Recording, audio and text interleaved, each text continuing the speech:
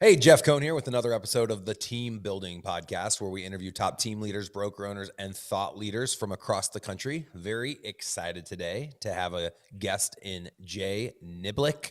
Jay works with WizeHire and helped author a lot of the components of the DISC test as we know it today. I know a lot of people go out to the Tony Robbins website to get their free version. And so we're going to ideate today on DISC, how to hire the right people, some of the strategies that WizeHire can offer you. And then something else very exciting is Jay has agreed to come and speak as a keynote at our May event, the Team Building Summit in Omaha, Nebraska. So be sure to grab your tickets. Go out to eliterealestatesystems.com, click on events. We also are hosting a team building workshop in March. So the big summit event has a couple hundred people. The workshop's a little more intimate in March with about 15 or 20 people. Either way, would love to see you guys at either of those events or both. Again, go out to eliterealestatesystems.com, click on events. Jay, welcome to the show. Dude, thanks for having me. It's good to be here. Absolutely. A lot of great content here. It's all about your superpower. We'll spend 20 minutes just kind of talking about what we had talked about a little bit off air in regards to DISC and kind of the journey that you have been on, I think I should say, for self-discovery so that you can even have these kinds of conversations. I'd love to invite you to do a screen share again on those 4 quadrants that we talked about. So let's get right into that. One of the questions I had asked Jay when we were just chatting, I said, I think it's really interesting how a lot of the books I've read and podcasts I've listened to about personality traits define people in 4 different categories. And I think that it's very limited in thinking that people would just have 4. And so, Jay, ideate a little bit around that. I think you brought a really nice perspective to the fact that, yeah, there might be the 4 basics, but then you could expand on that a little bit more for our audience. Not everyone watches this. Most people are going to be downloading and listening. So I would love for the screen share if you want for those that are watching on YouTube. Obviously, we're at about the 4-minute mark. You can jump in there and check out the screen share. Otherwise, Jay will just walk us through and just talk about it. Does it have, do you have access right now to do a screen share? Yeah, I'll share up here now. You see this, okay? Yep, it's perfect. Thank you. So, and I'll talk through it for those that are just listening, like I probably would be. The reason you see so many times personality assessments that are specifically, we're talking about behavioral assessments, is because it's one of the most tried and true models. And so you have 2 variables set across each other at 90 degrees, which creates these 4 quadrants. So there's a Cattell 16PF. There's a Myers-Briggs, the mother and daughter-in-law team of psychologists that looks at 4 factors. DISC was created, the model was created by Dr. Marston at Harvard in 1928 in a book called The Notions of Normal People. But he never wrote an assessment for it. So other people like us have taken the theories and actually crafted an actual assessment that people can take. So you think 4 quadrants, but when you think about the 4 quadrants, each quadrant can compare to itself.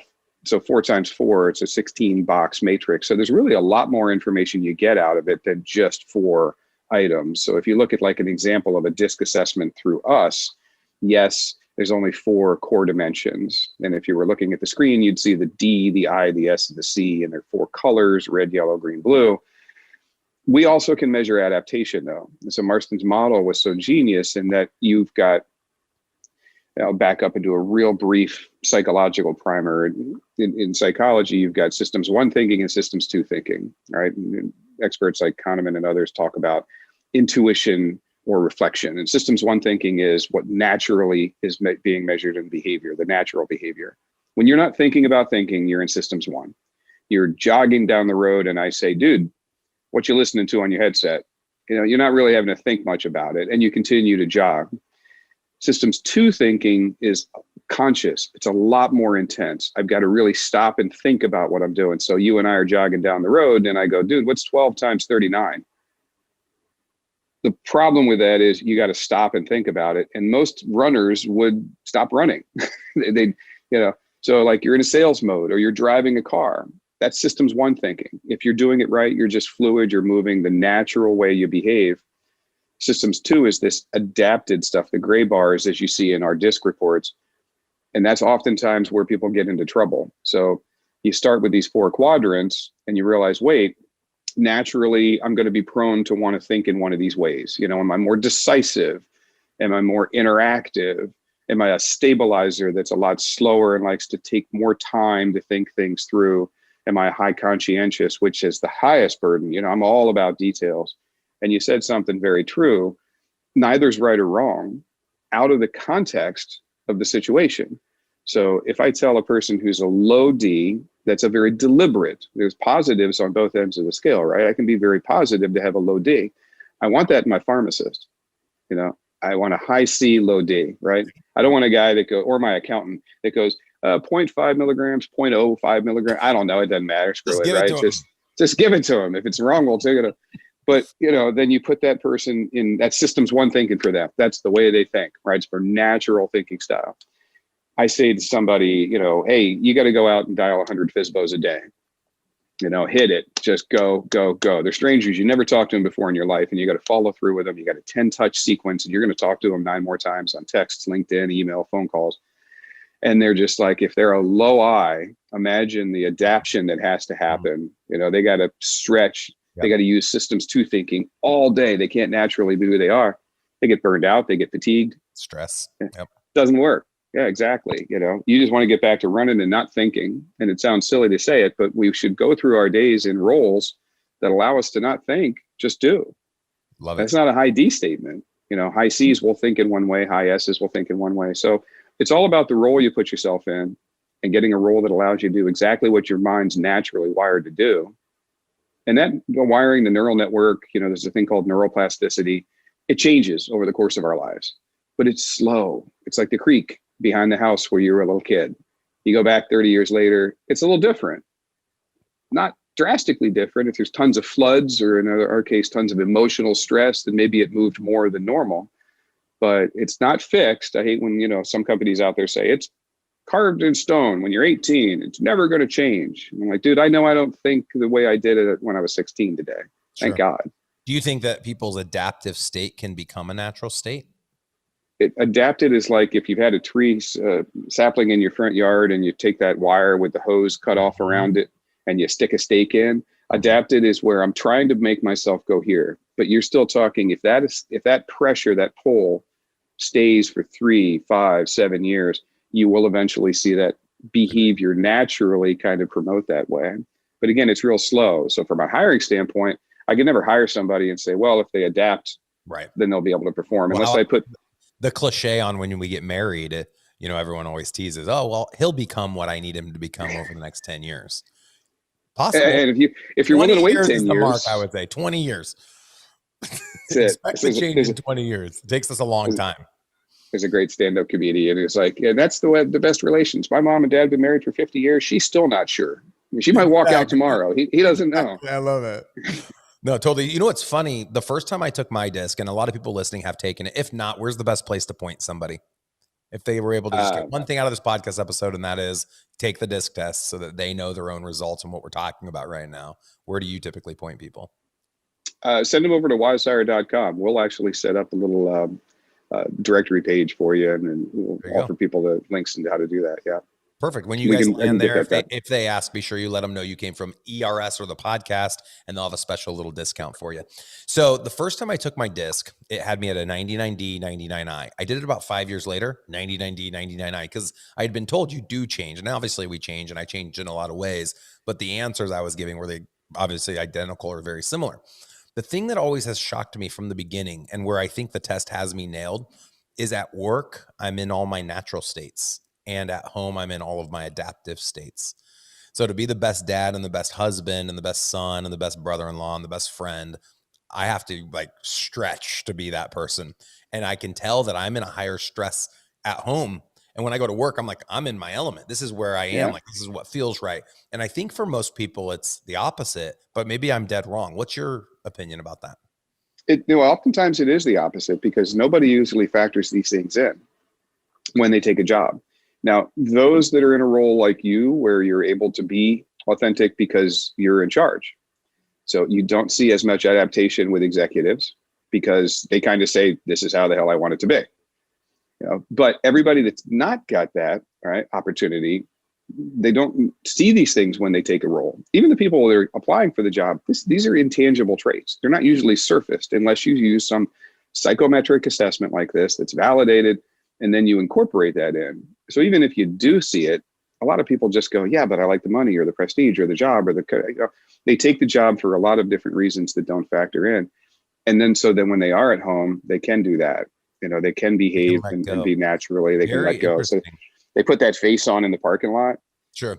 and they keep it on all day. And so Hey think of the Jay, great to analogy of, see you, Jay. How was your golf this weekend? Awesome. And now yeah, they get into their cubicle and they're like, yeah, right. oh, thank Crash. God I can just, close the door.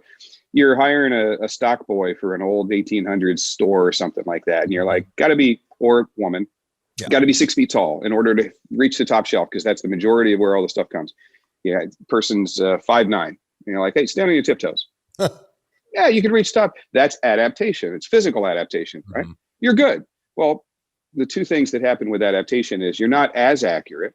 So you're pretending to be a high C while you're doing your taxes. You're still going to miss more things than a natural C would. You're pretending to be a high I. People are still sensing you're not really so comfortable kind of being out of your shell talking. I'm hearing it, but I'm not sure I believe it. Yep. And then the other thing is the same physical failure, the withdrawal. You're fatigued beyond belief. And you get back in the car at the end of the day and you're like, I don't even know why I'm tired. But the brain in phase 1 or stage 2, thinking, brain uses more calories than any other single organ in your body. So you had those mentally exhausting days. You're like, why do I feel physically like I just climbed the Eiffel Tower? Sure. On steps. I'm physically exhausted. Well, and you have to train it. I remember when I would do my one-on-one. So I'm a DI. I would do one-on-ones, which is very systematic, rhythmic, and I would be exhausted. Mondays were my one-on-one days with 10 people, 20-minute conversations with 10 different people. And I was exhausted, but over time that muscle strengthened. And now it's the same thing with podcasts or speaking on stages. The more I do it, the more comfortable I become and I'm not as exhausted afterwards. And I know there's people that are introverts. And when they go and they have to do something socially, they want to go home and crash. That's usually the definition of an introvert. Whereas the extrovert finishes an event with a lot of people and they're ready to go on to the next event. And then the next event, like it just keeps giving them more and more energy, which is fascinating. Well, for anyone that has made it this far, this has been an awesome interview. I know it is pretty down the rabbit hole and I love it. I love that we can explore people's personalities and minds. And there's a lot of ways and books and information out there to help figure this out. But WizeHire has it dialed in. This is one of the reasons we've partnered with them. They've helped us fill hundreds of positions, both locally and nationally. They can literally help any industry, not just real estate. If somebody's looking for an admin, if someone's looking for an agent, if somebody's looking to fill literally any position, that is what WizeHire does. And it is amazing. The processes are simple. I think you guys syndicate to like 50 different sites, maybe even more. And 100 sites, a million sites, you guys. This is massive syndication. I'll go with that. Right. So you guys doing an awesome job. And that's why we've chosen to partner with you and we've been working with you for so long. And we are really grateful you were willing to come on today with us. Obviously you're very accomplished and it was an awesome conversation that I could continue and we will continue. We'll have you on again, but I do want to remind everyone listening, Jay is speaking in person, keynoting at the Team Building Summit this summer in May. If you haven't gone out and bought a ticket, it's going to be a fascinating event. It's 2.5 days long. And we talked about this, Jay, a little bit before you jumped on, but one of the things Jay and I have found, and I think most people would agree, is the events are great. The content you get is great. Everyone knows you're going to go and you're going to learn something, but the massive value is the time you spend after 5 o'clock with the people at the event, the evening hours, the happy hours, the socializing, the ideating, and Jay will be a part of all of that. I will be a part of all of that. My entire leadership team, all of the other keynotes. We're not sellout events where you see the mastermind on stage for 10 minutes and then they're on their jet and they leave and you don't see them the rest of the event. We're going to be out there with you guys, shoulder to shoulder, ideating, masterminding, hanging out, having drinks and eating and whatever.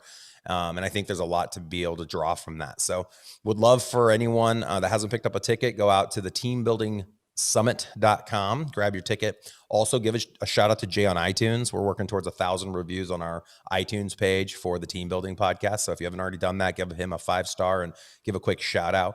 Jay, how is the best way somebody can get in touch with you if they want to just kind of say thank you or reach out to you? Oh yeah. Directly to me is jay@wizehire.com. So it's WIZEHIRE. We're smart enough to run the company. We're just not smart enough to spell it right. So WizeHire with a Z. And I'll plug the upcoming event. We'll get out of the rabbit hole when we're all together and talk real practical. So besides all of the psycho gumbo gump What's it mean when I try to hire somebody? What's it mean when I'm trying to sell from my personality to your personality? What's it mean when my team's not getting together? Real high level practical stuff that, you don't have to dig too deep into the science. We do that for you, so you don't have to. I love it. And they do. And you guys are awesome at that. The best in the industry. Do you have a book you would point people towards if they wanted to get into the weeds a little bit more on some of the psychobabble talk today? Send me that email. There's a couple of resources. Okay. There's not really one great book, to be honest with you, that summarizes a lot of it. It's all kind of diffuse and spread out around there. But they got some really great resources. We can send PDFs and stuff like that. Perfect. So yeah, shoot Jay an email, jay@wizehire.com, WIZEHIRE.com. Also, ERS has negotiated a special discount for you guys. So if you want to take advantage of the discount and you are going to hire WizeHire to help with any of your hiring needs, go out to jeffsfavoritetools.com. Again, that's jeffsfavoritetools.com. And there will be a link for WizeHire that will include the discount. Or just reach out to Jay and let him know you heard us on the podcast and just reference ERS. Jay, you were a great guest with us today. Thank you so much for coming on the show. And I look forward to hanging out with you in Omaha, Nebraska in May at the Team Building Summit. And hopefully all of our audience members will be in attendance as well. I'm pumped, man. Can't wait. Anything to support you guys. We love working with you. You guys are awesome. Appreciate it. Thanks again for coming on today. This was awesome.